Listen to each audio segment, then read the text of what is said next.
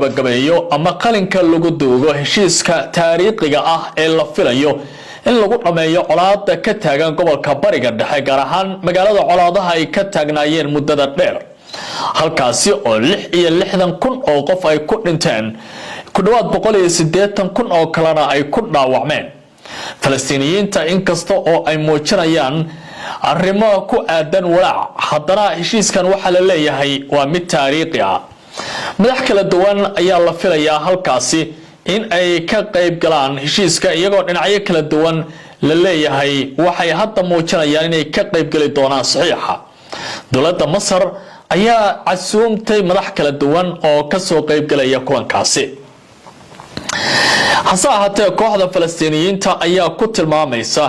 in qorshaha wajiga labaad ee heshiiska aanu noqon doonin mid sahlan halkaasi oo la leeyahay waxa suuragal uu noqon karaa dagaalka in uu dib u soo laabto sida uu qorayo telefishinka Sky News ee laga leeyahay wadanka Isutaga Imaaraadka waxa la filayaa in ururka hubaysan ee Falastiiniyiinta maalinta berri ah uu sii daayo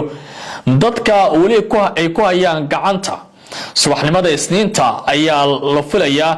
in wajiga koowaad ee wada hadallada la guda galo ee ku saabsan qorshaha madaxweyne Trump boqolaal maxaabiis ayaa la iswadaarsan doonaa 48 kamid ah waxa sii deyn doona dhaqdhaqaaqa hubaysan ee Hamas oo 20 kamid ah dadkaasi ay nool yihiin 28 kalena ay wareejin doonaan iyagoo meedad ah jirkooda sida warbaahintu ay ku waramayaan haddaba muxuu yahay arrimaha khilaafka dhalinaya oo ay Hamas ka walaacsan tahay marka la fiiriyo heshiiskan iyo gabagabadiisa sida ay ku waramayso wakaaladda wararka AFP ee dalka Faransiiska laga leeyahay waxa muuqanaya in wali kooxaha hubaysan ee Falastiiniyiintu aanay qanacsanayn marka la fiiriyo sida xaalka loo wajahayo hadda sida wakaaladdu ay ka soo xigatay ilo dhaqdhaqaaqa hubaysan ee Falastiiniyiinta ka tirsan ururka kama mid noqon doono maamulka kumeel gaarka ah ee magaalada go'doonsan maamulaya Hamas ma doonayaan inay qayb ka noqdaan maamulka kumeel gaarka ah laakiin wali waxay qayb muhiim ah ka yihiin bulshada ayuu u sheegay sargaal sare oo ka tirsan kooxda wakaaladda wararka AFP si kastaba ahaatee kooxda ayaa gabi ahaanba diiday qodobka ku saabsan inay hubka wareejiso ay hubka dhigaan arrintan oo Israa'iil iyo Mareykanku ay ku adkaysanayaan in ay muhiim tahay marka loo fiiriyo dhaqangalka heshiiskan iyo waliba waxyaabaha muhiimka ah ee ka soo baxaya hogaamiyaha kooxdaasi ee la hadlay wakaaladda ee lagu magacaabo Xusaan Batran ayaa waxa uu sheegay in wajiga labaad ee wada hadallada uusan noqon doonin mid fudud oo tanaasulaad badan ay kooxdu samayso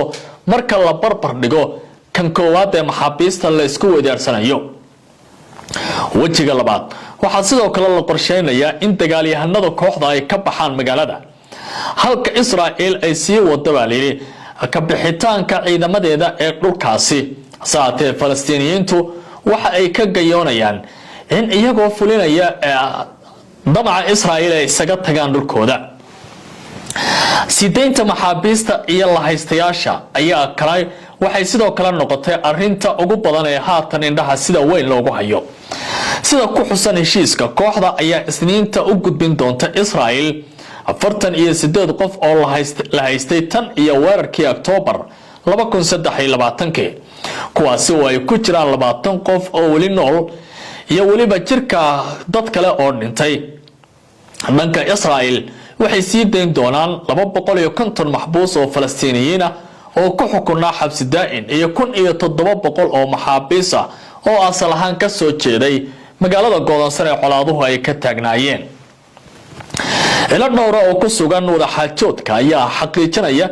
in kooxda iyo xulifadooda ay dhameeyeen dhammaan diyaar garowga lagu wareejinayo la haystayaasha balse ururku waxa uu wali ku adkaysanayaa in 10 kamid ah hogaamiyaasha kooxda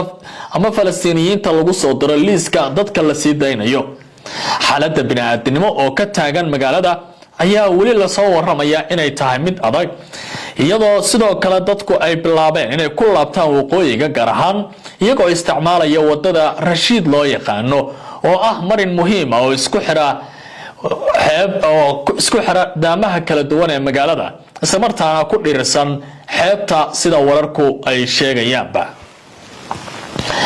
dhinaca kale maanta kooxda hubaysan ee Falastiiniyiinta ee Hamas ayaa si dhameystiran ula wareegtay gacan ku haynta magaaladaasi kadib markii ay ka adkaatay kooxo kala duwan oo Carab ah oo gacan siinaya Israa'iil. afayeen u hadla kooxdu waxa uu tilmaamay in guud ahaanba kooxo calooshadu shaqaystayaal ahaa oo u adeegaya waxa uu ku sheegay gumaysiga guud ahaanba cagta la mariyay oo laga adkaaday. inkasta oo kooxdan ay si rasmi ah ula wareegatay gacan ku haynta magaaladaasi, haddana kama mid noqon doonto maamulka ku meel gaarka ah ee magaaladaasi ka shaqayn doona. waxaase ku soo aadaysaa arrintan iyadoo Israa'iil ay dayrisay dhinacyadii hore ula shaqaynaya, taas oo tusaale u noqonaya cid u adeegto gumaysiga halka uu masiirkooda ku dambeyn doono. sidaasi waxaa tilmaamaya qaar ka mid ah dadka faaqidaya arrimaha gobolka Bariga Dhexe. iyadoo berri lagu wado in si weyn loo saxeexay heshiiska taariikhiga ah ee nabadda ee lagu soo gabagabeynayo colaadda Bariga Dhexe, haddana waxaa soo baxaya warar kala duwan oo ku saabsan halka uu ku dambeyn doono kiiska maxkamadda dambiyada adduunka ee ka dhanka ah ra'iisul wasaare Benjamin Netanyahu iyo waliba qaar ka mid ah mas'uuliyiinta isaga la shaqeysa ee ka mid ahaa qaarkood golaha wasiirada kuwana haatan ku jira xukuumadda Tel Aviv. hase ahaatee waxyaabaha qaar ee muuqanaya waxay tahay in Mareykanku ay bixin doonaan cadaadis dheeraada oo ku saabsan sida maxkamadaasi uga qafiifin lahayd doonisteeda ku aadan ra'iisul wasaaraha Israa'iil Netanyahu.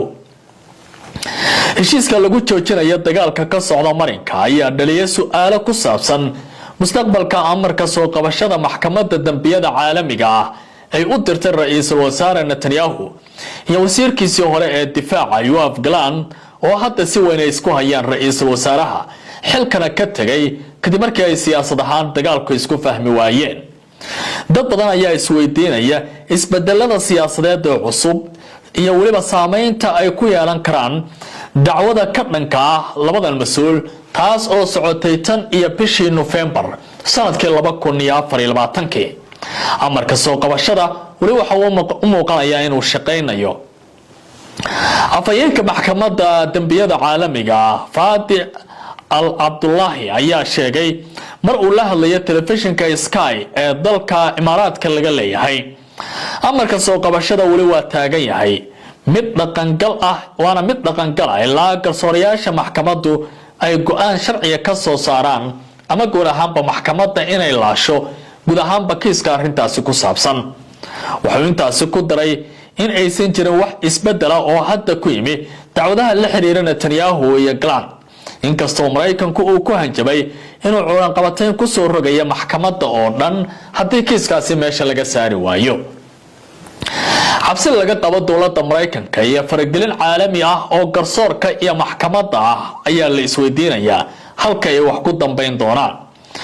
warbixin ay daabacday wakaaladda wararka ee Reuters ayaa sheegaya in Washington ay tixgelinayso cunaqabateyn ballaaran oo ka dhana ra'iisul maxkamadda ICC. waxaa la yiri kadib markii ay horey u bartilmaameysatay laba garsoore iyo laba xeer ilaaliye oo ka tirsan maxkamadda, kuwaasi oo eedeynayay mas'uuliyiintan Israa'iil ee lagu raad joogo, kuwaas oo lagu eedeeyay in ay si toos ah uga qayb galeen baaritaanada dambiyada dagaalka ee Israa'iil iyo Mareykanka la sheegay inay ku lug lahaayeen. amarka soo qabashada ayaa la soo saaray bishii November sanadkii 2024, waxaana lagu eedeeyay Netanyahu iyo Gallant in ay galeen dambiyo dagaal iyo dambiyo ka dhana aadanaha intii lagu guda jiray howlgalka military ee ka socday magaalada go'doonsan. waxyaabaha lagu eedeeyay waxaa ka mid ah gaajaysiin lagu cadaadinayo shacabka, dilal qorshaysan oo lagu la kacay dad rayid ah iyo xanibaadda gargaarka bani'aadanimada. inkastoo Israa'iil ay muddo dheer ku adkeysanaysa arrintan, haddana kiisaskani waxay noqonayaan kuwo aad u ballaaran. waxaase su'aali ku taagan tahay ama ay ka taagan tahay in idhaahdee hawshaasi maxkamaddu sidii u fulin karto. wargeyska Israa'iiliga ee Jerusalem Post ayaa qoray in dacwadaha ka dhanka ah ra'iisul wasaaraha ee yaalla maxkamadda dambiyada caalamiga ah iyo waliba maxkamadaasi ay sii socon doonaan xitaa haddii dagaalku uu dhamaado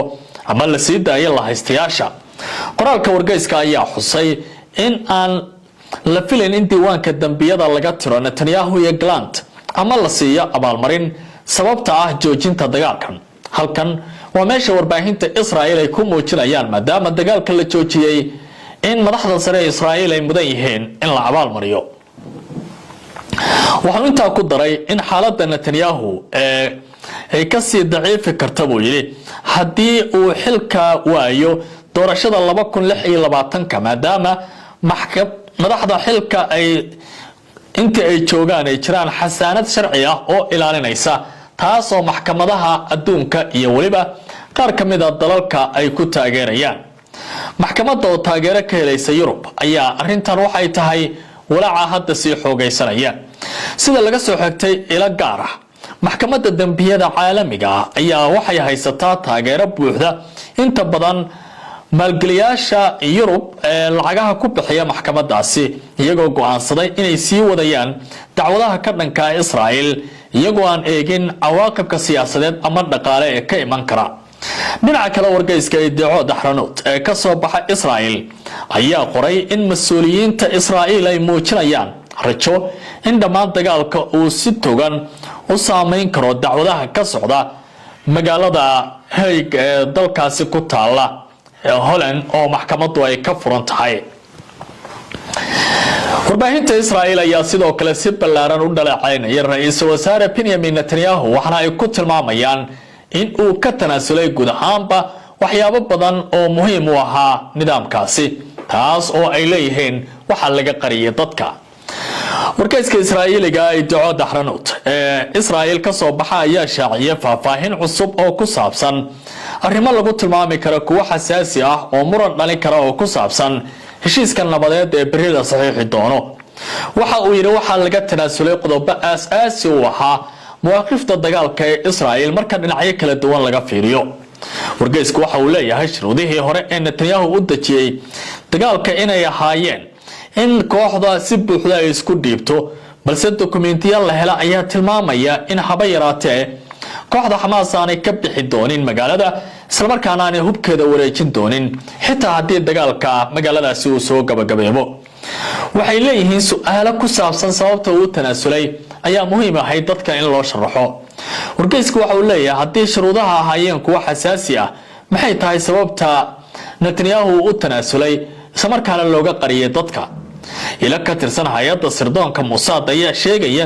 in heshiiska laftiisa uu yahay mid guul ah balse uu ku kooban yahay tanaasul aad u qoto dheer sida uu sheegay sargaal xog ogaal ah oo xiriir dhow la leh wasaaradda difaaca ee xukuumadda Israa'iil. sargaalkan ayaa intaa ku daray in dadka Israa'iiliyiinta ay xaq u leeyihiin in looga jawaabo waxyaabaha laga qariyay halka Falastiiniyiintu ay tilmaamayaan inay guulo waaweyn gaareen. akhyaartan la socota ay timinta qaybtan iyo